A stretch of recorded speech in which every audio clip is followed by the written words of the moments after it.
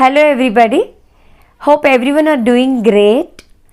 In this video, I have come up with talking about a very frequent question, a very mandatory question of an interview, talking about yourself, giving your own self introduction.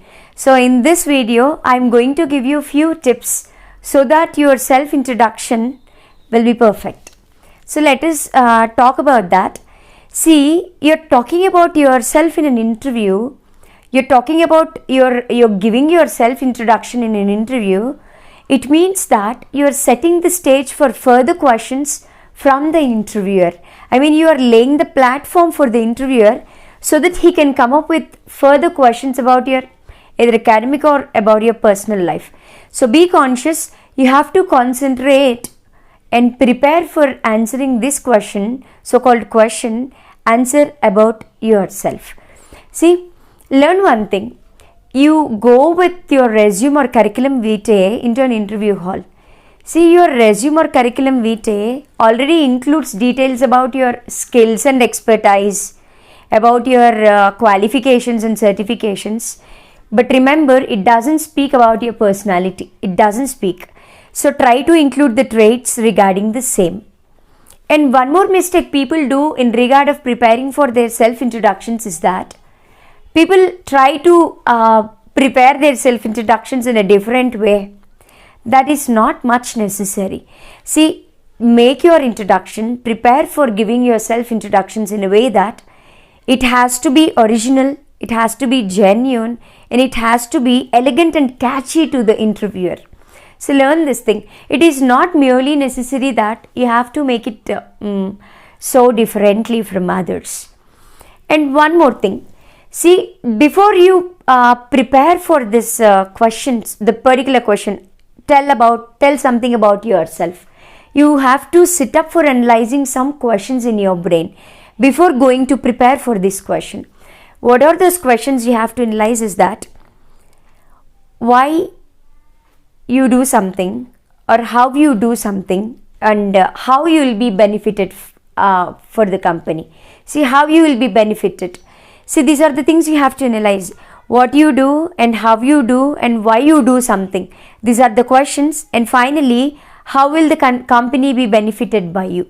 And what will be the benefits from you to the company? You have to analyze these questions before sitting up for preparing that question, that particular question. Tell me something about yourself, because interviewer also searches for some questions. What are the questions means? Why you for the job and how far you can fit into that position, because interviewer will have these two questions in his brain. So you have to analyze what you do, how you do, and how will the company be benefited by you. See, to keep any self-introduction concise, simple and clear, you have to include all these things. See, the things you have to include in your self-introduction is, first goes with greetings. You have to greet the interviewer. Next one goes, include your name. Then you can talk about the locality you belong to.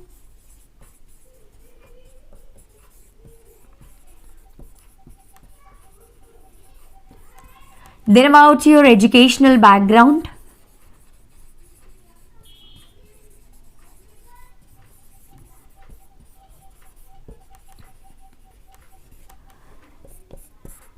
Then talk about 3 to 5 accomplishments.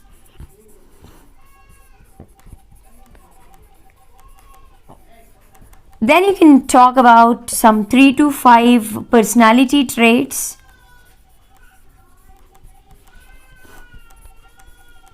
So-called strengths. And if time permits, after all this, if time permits, you can talk a bit about your family.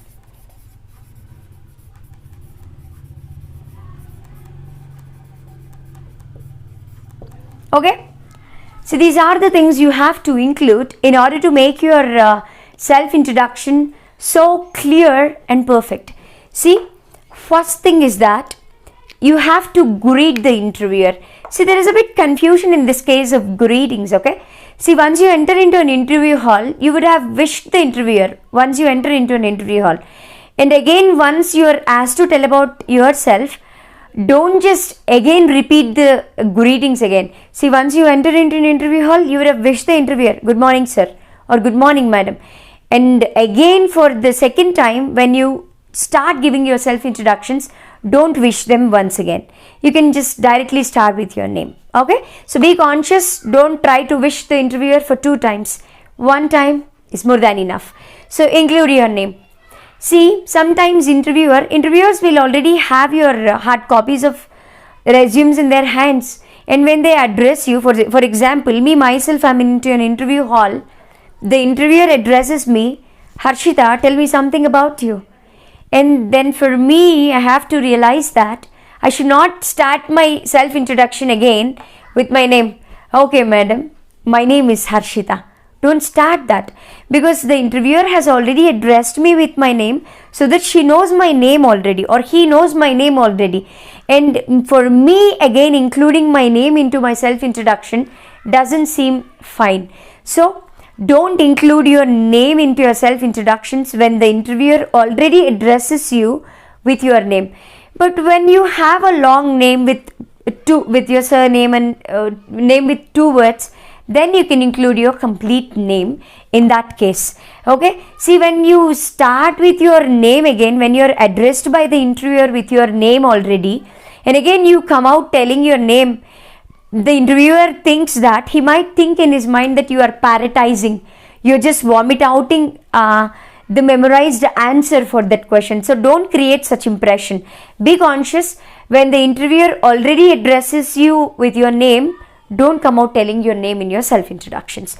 And the locality you belong to. Next, you have to move on to talking about the locality you belong to. You can very much mention about the locality you belong to. See, after talking about your locality you belong to, you have to move on to educational background. Talking about your educational background, okay? So this is a tricky part of your self-introduction. Why? Because, see, many people come and sit before the interviewer and tell, I'm Harshita and I'm a graduate from XYZ college. The interviewer might think in his brains, see, everyone in here has got a name and a degree, and that doesn't make any difference to a company or an MNC. Okay?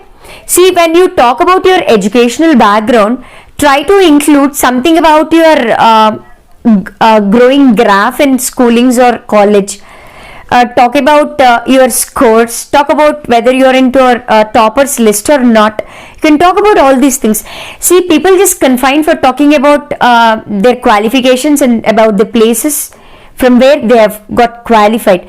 Don't just confine for that.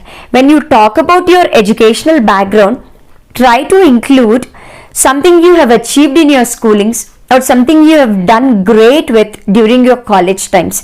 See, once you're bad at academics, when your percentages are not that good, don't stress on much talking about your academics. Okay, then we'll move on to the next one we have to talk about in the self-introductions. It is about accomplishments. See, accomplishments are something the relevant we have achieved during schoolings or during your college life. Okay, accomplishments, you should not overboard them. Just confine the accomplishments for 3 or 5. See, accomplishments can be the scholarship you have received during your college or schooling times, and you can mention about any awards or rewards you got for some activities during school or college life. Then you have headed some Toastmasters club of your college or any English clubs of your school. You can mention about all those things. Any achievements you've done during your schoolings or during your college times, you can include all of them, not exceeding 4 or 5 into the list of accomplishments. See, be very conscious. You're not supposed to overboard on your accomplishments. You're not supposed to boast on yourself. Okay, be very conscious when you include all the accomplishments you've achieved. And then moving on to the next one, it is all about including the personality traits. See, I already said your curriculum vitae or resume never talks about your personality. It just talks about your certifications and all. So try to include the best traits that show your personality to the interviewer.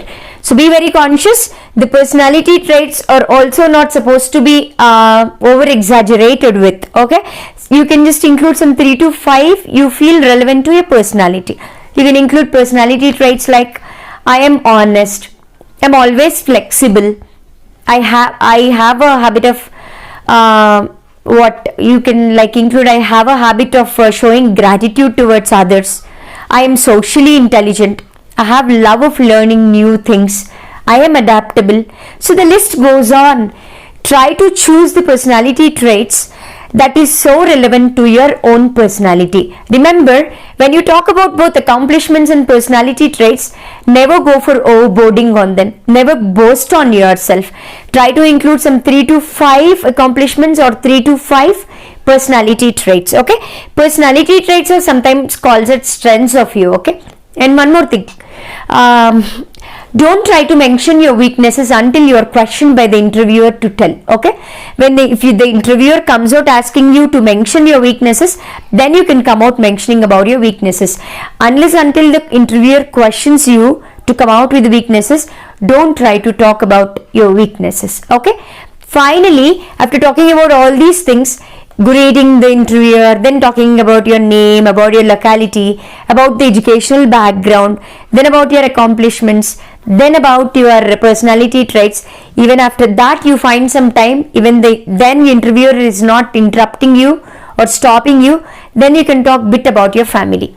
Okay, you can talk about bit about your family and the influence it has on you in making you. Okay, see, talking about the family here is not okay. See, after your name, because you come out talking about you giving details about your father, about your mother, your father's name or mother's name or brother's name or sister's name, I don't feel it has something to do, company has something to do with all those names and details. Okay, all their names and details. So you wanted to talk about your family and you're getting some time or you're getting some space to talk about all these things, you can include bit about your family and its influence on you. So you are including all these things. I can definitely say you can make your self introduction so concise, clear and simple. Last but not the least, I wanted to give you a tip on this. See, when keep these things in your mind before starting to give your self introductions.